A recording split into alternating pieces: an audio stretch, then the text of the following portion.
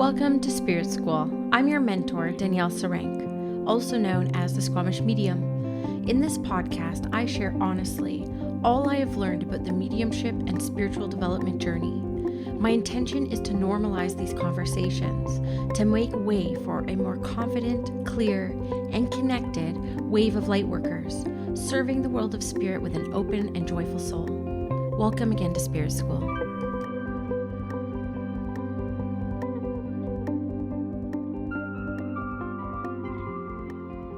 Hello, Spirit School listeners. Welcome to another podcast episode. This one titled Fear of Success. When I first heard this phrase, it was one of those mic drop light bulb moments for me. You guys know I share through experiences, right? This is how we rock it here at Spirit School. Might sound like I'm talking about myself constantly, but how I teach is through storytelling, more than that, experiential storytelling. So a lot of what you're going to hear today are my personal lived experiences on this topic of fear of success. And what I find happens is those that are drawn to listen to specific episodes or even just find me randomly in the podcast sphere, you will hear something through my experiences that really resonates and lands with you. And then hopefully that awareness will spark and ignite big change in your lives. So what I want to say around this is when I first heard it, it was a big epiphany moment for me. I speak about this a lot on my podcast, how fear has really ruled my life for so much of my life. You know, I'm going to be 40 years old next month. And so I'm still really coming into my adulthood, I feel, in a lot of ways. And I think a lot of people who approach 40 probably feel the same. It's like that kind of cusp between who you were and who you are to become. Especially if we look at like astrology, they say you really enter that North Node territory around 40.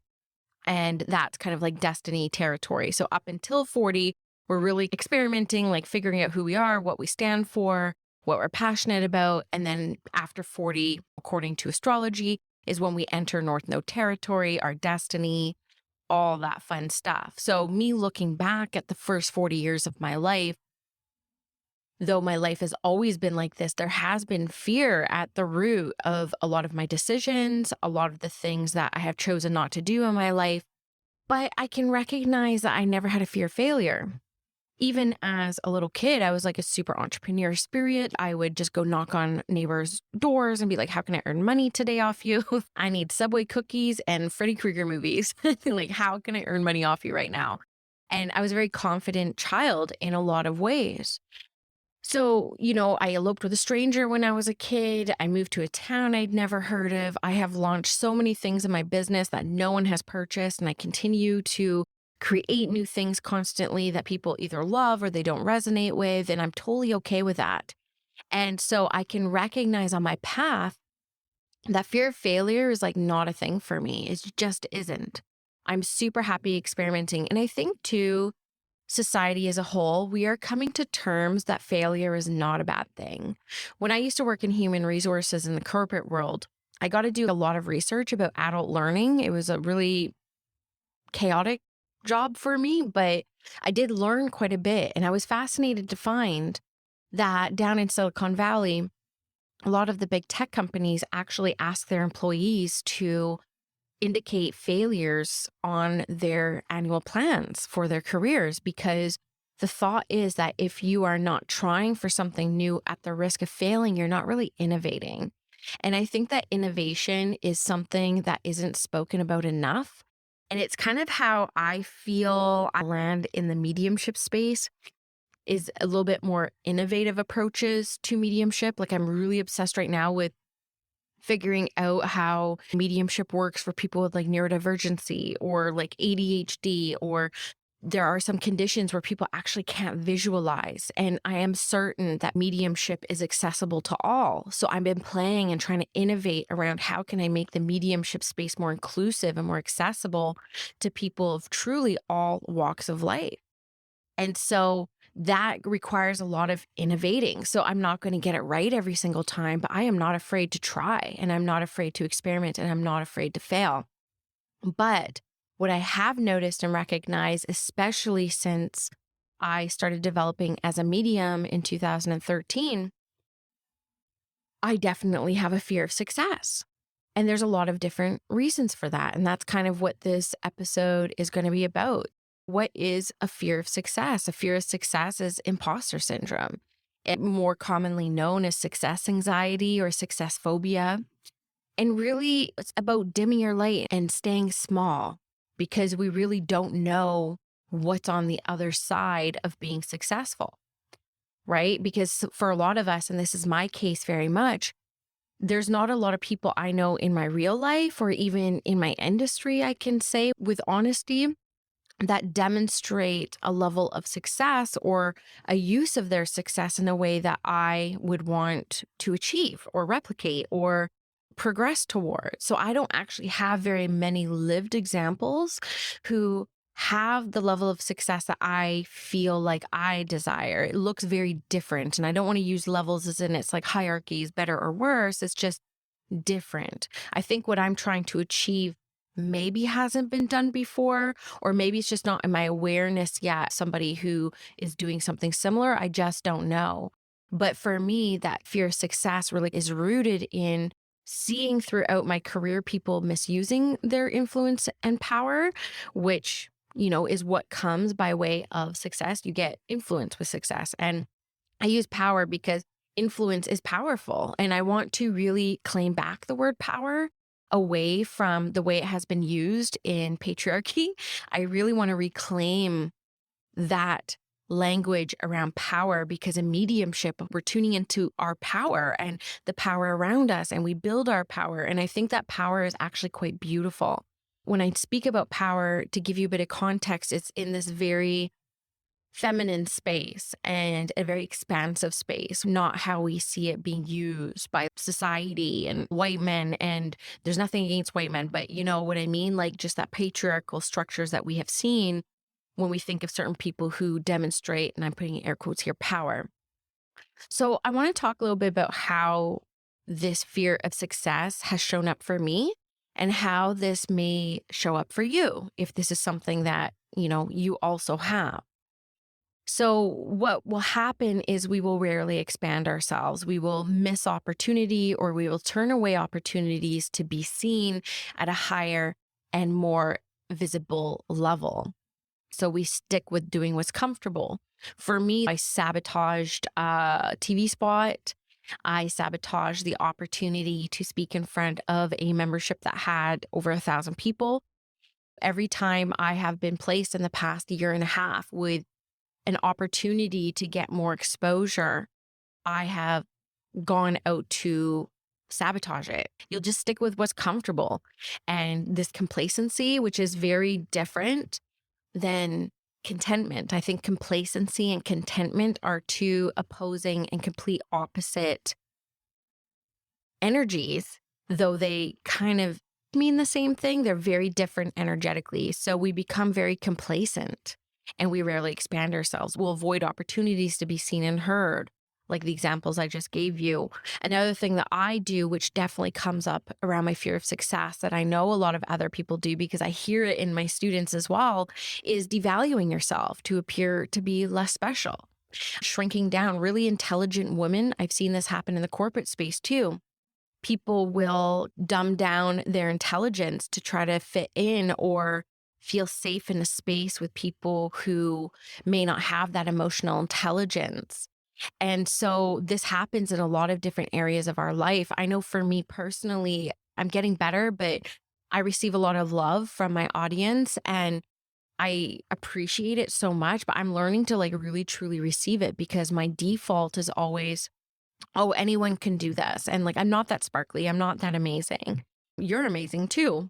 And I really try to deflect and devalue my magnificence. I do this even when people compliment my clothes. If somebody says, oh my God, I love your shirt. And I'm like, oh my God, this is just Walmart. And I'm devaluing and trying to dim and stay small, even in the most simplest of interactions, because there is a resistance, and I'll get to that coming up, to being seen as amazing, successful. It's all tied together. It all links together. The next thing has really plagued me. And I actually recorded this podcast episode yesterday and I am re-recording it just because of this experience. Okay. So again, being very vulnerable with you guys. I'm super vulnerable with you guys. You know that about me. There's no other way I know how to be. People are always like, oh, you're so vulnerable. I'm like, I'm just spitting facts. I'm just spitting the facts of my life. And to me, it doesn't feel incredibly vulnerable, but I do know that based off of 3 years of podcasting, that this is how you guys learn best. So we're just going to stick to it. But the truth is, one of the ways that my fear of success shows up in my life is I constantly feel like the small kid at the big table. So you think about your family Christmas dinners, they have the kids' table and like the adults' table. It's like that weird transition feeling when you're too big for the kids' table, but you're too small for the adult table, right? That analogy, that's me. That's how I literally feel walking through life so much. And that is not how you guys see me. There has always been a disconnect for me. And I've talked about this all 3 years on my podcast. And I promise you, I will get it in life. Not like I owe it to you, I owe it to myself, but I will get this in my life. I know that I will. I can feel so much growth with it, but I still have a bit of a way to go.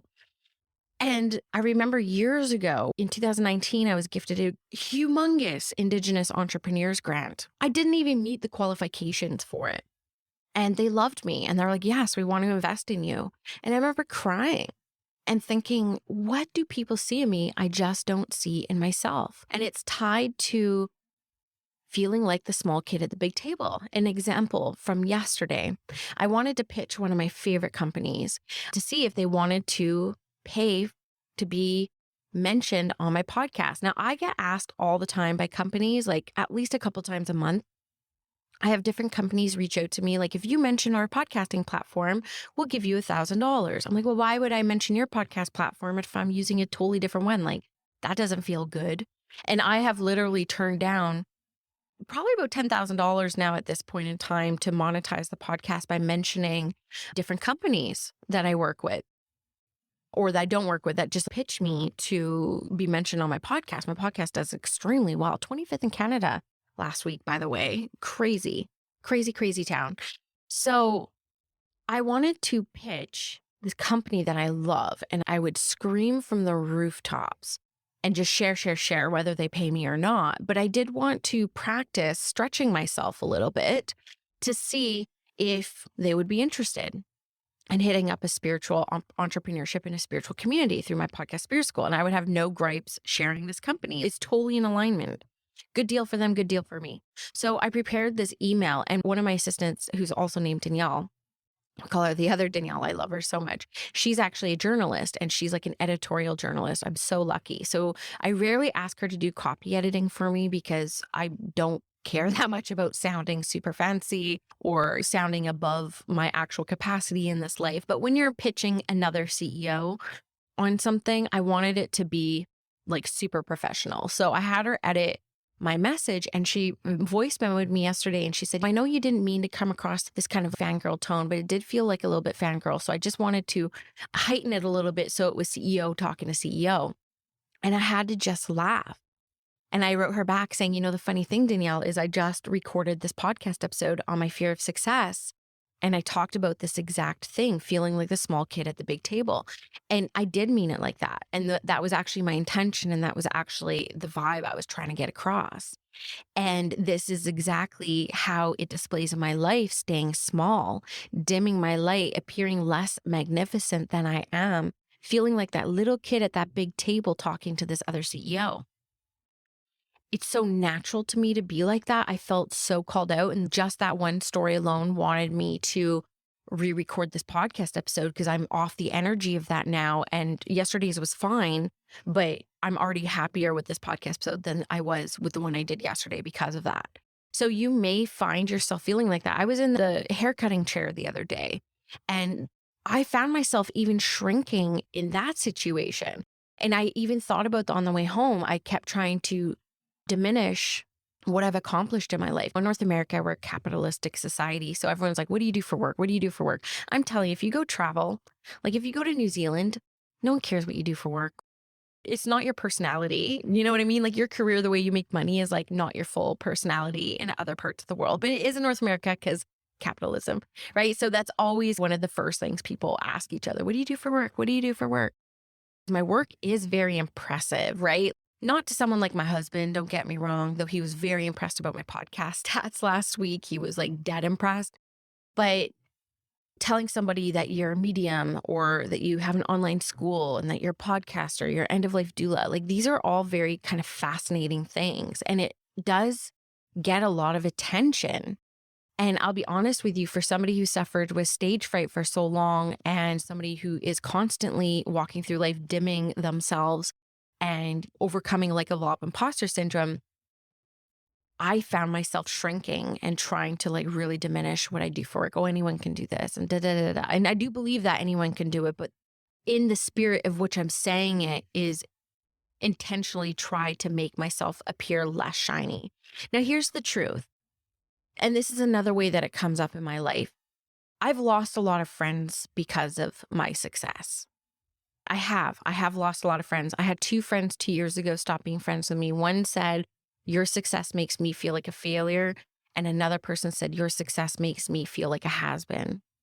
And 2 great friends that I'd had for years that I thought we were complete mutuals completely stopped talking to me, unfollowed me, and we are no longer in each other's life. So I actually have some evidence in my life now that being successful and having success means it's lonelier than it was before, and it was already lonely. So I actually have some evidence here, and this is how it shows up. Other people might think I'm bragging or I'm self-absorbed. It's not socially acceptable. Like if you want to fit in, and anyone who's really interested in this type of path in the spiritual space, for a lot of us, like we never really felt like we fit in, like truly. And then we finally find our people in the spiritual space, only to find out that if you become successful, that nobody else wants to hang out with you or be known with you or be compared to you. And I was not prepared for that. So again, like there's a lot of reasons and a lot of evidence that I've had in my life that it's not safe to be successful.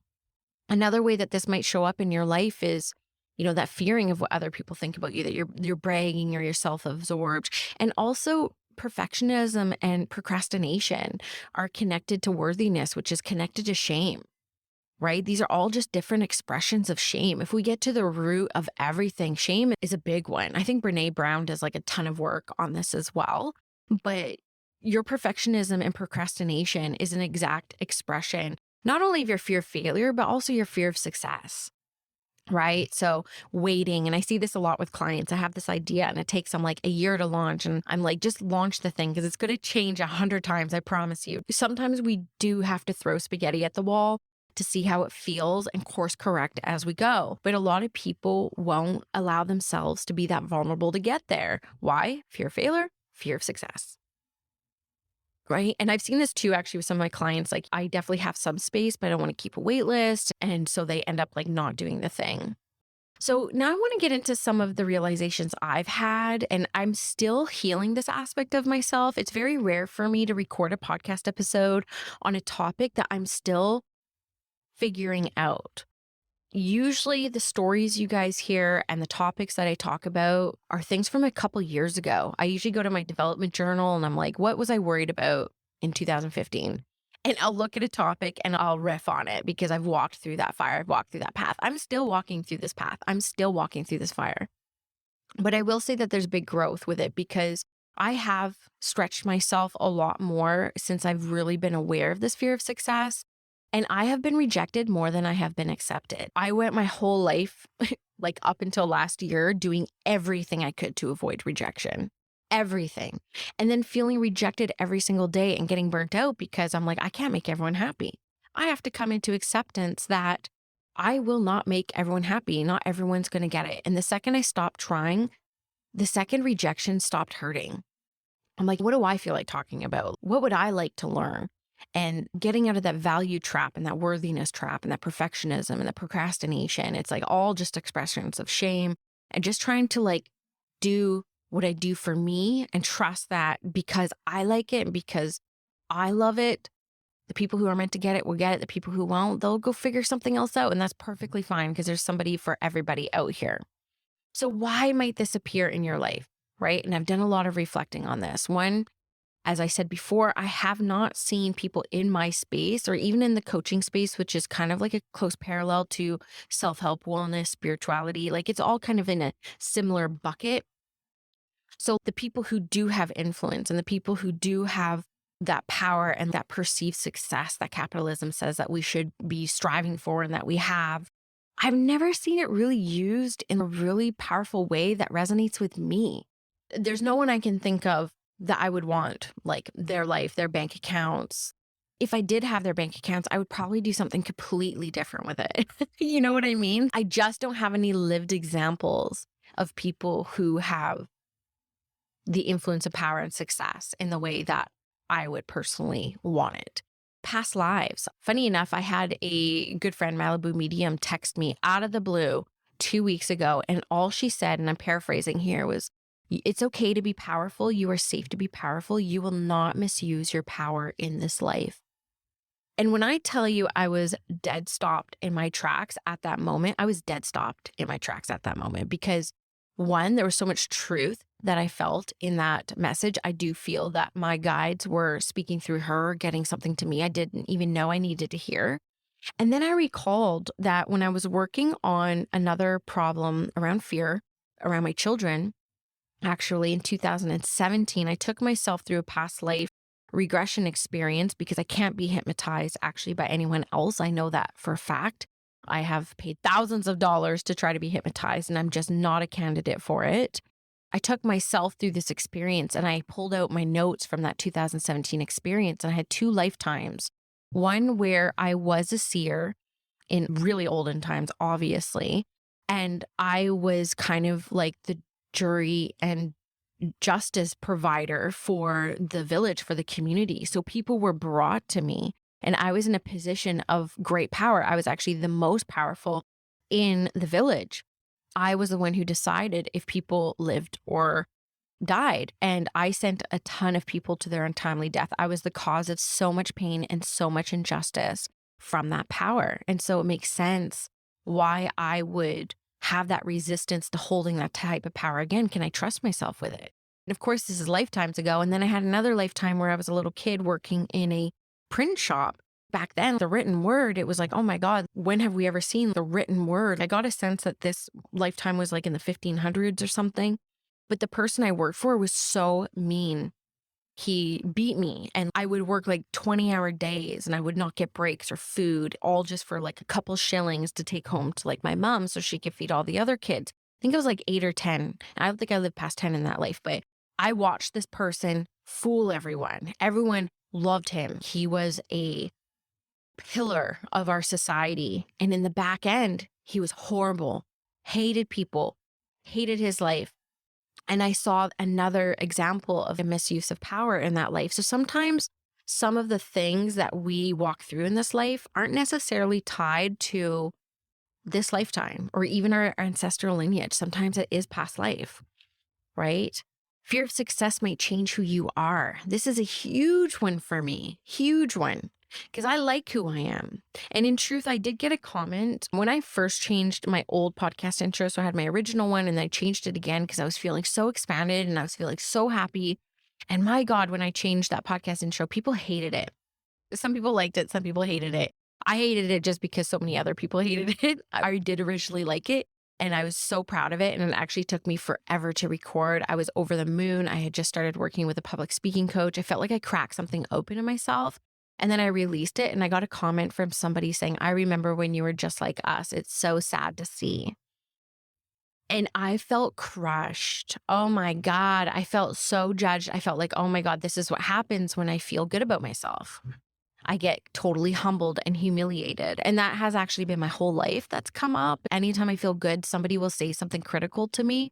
I very much avoid criticism, but now I'm better at it. This was a couple of years ago, like 2 years ago. I can totally handle criticism now. But man, I couldn't for about 38 years. That was a huge, huge wound. Oh my God, I've changed. I'm like egotistical now and I'm self-absorbed. And oh my God, like really like diminishing myself, making myself shrink back in. If success means that I have changed and like my audience hates me because I'm changing, well, that's not safe. But then as I sit back and I reflect even more on that, I'm like, well, why do we assume that change is always going to be for the worse, right? Like, why can't we assume that if we do change because of some success, that it could be for the better? Why do we default to that negative way of thinking about it? Another reason why this might appear, and this also is very common, and for people who are chasing any level of success, this is what comes after. And I'm just forewarning you, okay? And it doesn't matter if this comes up with how many clients you book, how much money you make in your corporate career, how much money you make in your entrepreneurship career. You will get to where you thought you wanted to be. And when you're there, you think, can I do this again? Or is the best behind me? Is this sustainable? Fear of success all over it. You finally reach a goal and immediately you turn it on its head and you're like, I don't think I could do that again. I don't know if this is sustainable. My husband is the best behind me. You know what I mean? And so this is also part of how the fear of success comes up and why it might happen. What can we do about it? So we have a fear of success. I'm still working all this out. So everything that I am providing to you is something that I have either experienced or has come into my awareness to work towards a way to become healed of this fear of success. And I will say, I feel if I were to put an arbitrary, non-evidential number on this, I'd say about 80% there, especially because I don't fear criticism or rejection anymore, which were the two biggest barriers to me really stepping into success. There's so much healing on this path, my friends. You think just in the development space you need to heal, there's just as much healing when you're in the business space. My God, I never felt rejected or criticized before I stepped into the business space. When I was in the development space, I just wanted to be liked. You know what I mean? I just wanted everyone to walk away happy and like they got value out of me. Value is also a worthiness trap, by the way. Please, please, please, please heal that shit. So what can we do about it? Create your own evidence that success is safe, right? And not only that, but like success is something that is self-identified and self-claimed.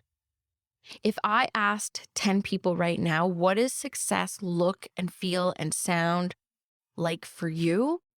I will get 10 completely different answers. This is another one of those things in life that is completely subjective to the user's experience, right? You're the user, what I'm talking about here. So understanding that success is an inside job completely. Society might tell us collectively that having the big house, having the big yard, having the steady income, a surplus of money, having a pile of money to sleep on every single night is the center of success. Then why are the happiest people in the world living in poverty? And I'm not just saying that out of nowhere. There is actually countries who dedicate a huge budget and a lot of resources to increasing the national level of happiness as their collective. If you haven't seen the documentary Happy yet on Netflix, it's an oldie but a goodie. I think it's from about 2014. Life-changing movie for me. They go around to all walks of life, and some of the happiest people are the people who have the least in life. The least material, the least finances are the happiest. That's success, right? I mean, to me, success is like a feeling, and I feel success all the time. For me, I know that there's a shadow side to success, of course, and I know that to feel success, I also have to feel what success isn't.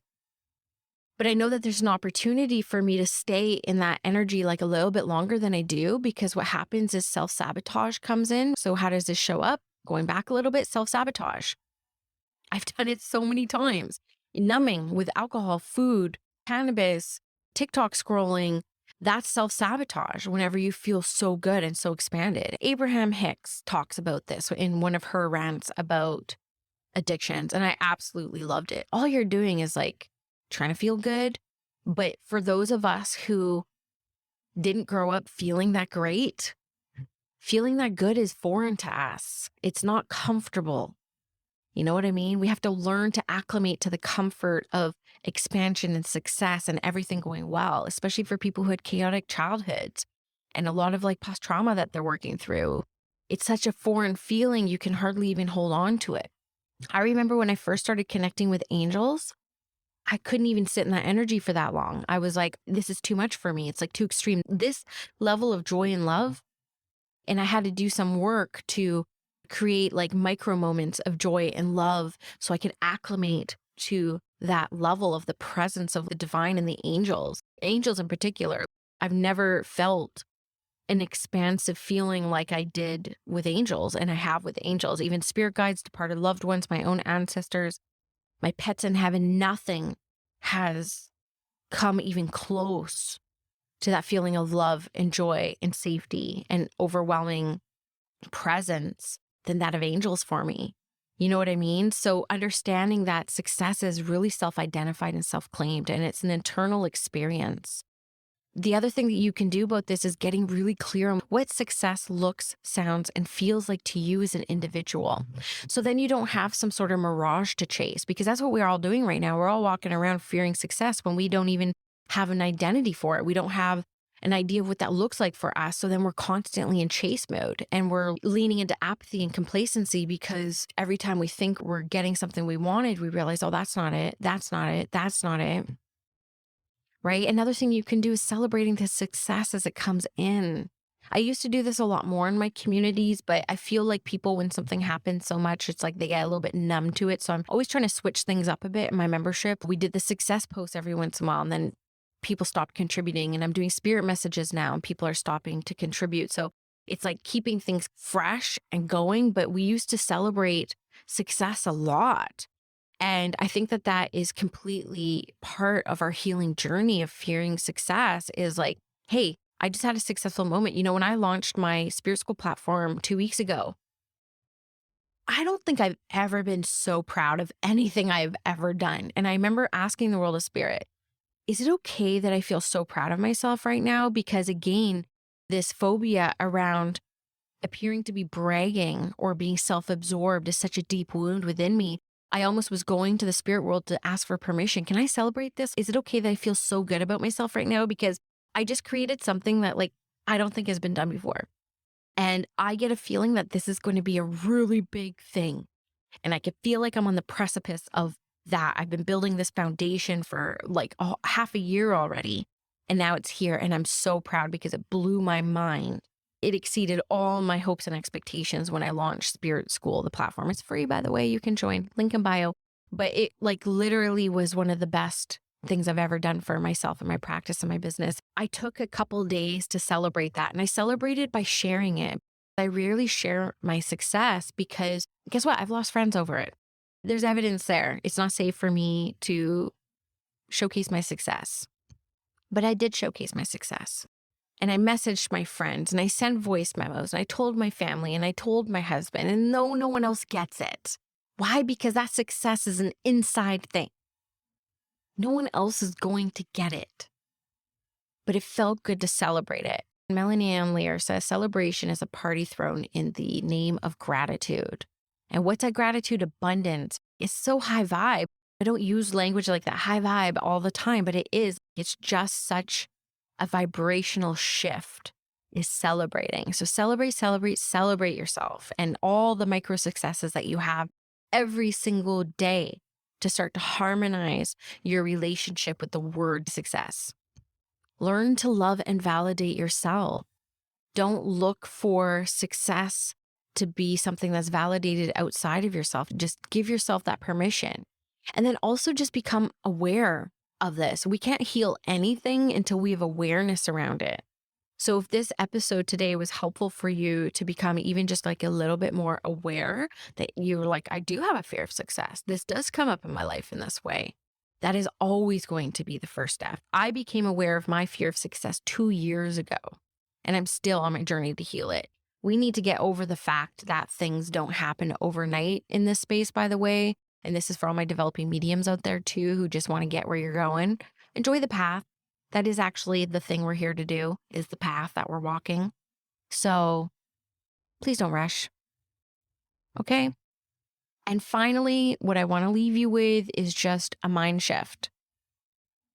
What if it all turns out amazing? What if it all turns out right? What if it all turns out amazing? Think about that. And if you love this podcast episode, come join us in the Spirit School community. We talk about the different podcast episodes and the topics. We have over 400 people in that space now. It's a free community, no strings attached. It's really easy to get onto. It is now completely off social media. So for those of you who are like me and a lot of the clients that I have who just want to be spiritual in their own ways, in a way that's not super highly exposed to like aunts and uncles, being on Facebook can always be a little bit tricky for some of us really sensitive and empathic people.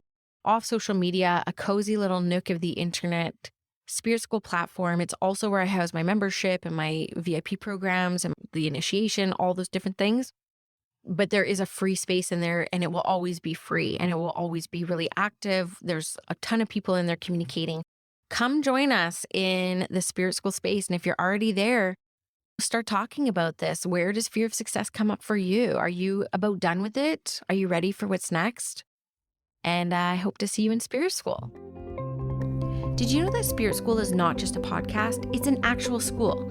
If you go to myspiritschool.com, you can invest in self-study courses, live programs, and of course the Spirit School Collective, my baby, my monthly membership community. All Spirit School offerings are intended to get you feeling clear, confident, and connected to your spiritual path, your development journey, and of course, connected to other spiritual curious souls who are having similar experiences to you. I hope to see you in Spirit School.